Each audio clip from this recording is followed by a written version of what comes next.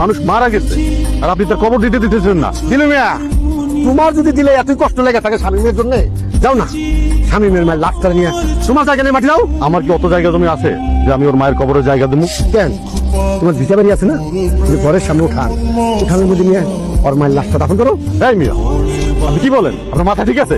আব্বা, আপনি যদি আমার ফলাইতেন কইছে মুখ নদীতে আমাকে বাড়ি ঘর সব ভেঙে গেছে, আপনি তো আশ্রয় দিচ্ছেন, আমার মারে আশ্রয় দিচ্ছেন, আমার দিচ্ছেন, এখন আমার মা মারা গেছে। আপনি যদি দাফন কাপড়ের ব্যবস্থা না করেন, আমার মাল লাশ নিয়ে আমি কই যাবো? আর কোনো জায়গায় তো যাওয়ার জায়গা নাই। আপা, আপনি এতটা নির্দয় হইন না আব্বা, একটু একটু দয়া করেন। হ্যাঁ শামীম, তোমার কইছি না একটা সুতো পর্যন্ত চা গানটা। এই তুমি কি করতেছো? এদিকে তো আমার সর্বনাশ হয়ে গেছে। যা খুশি হোক, তাতে আমার কিচ্ছু আসে যায় না। দেখতেছেন আমি শাস্তেছি।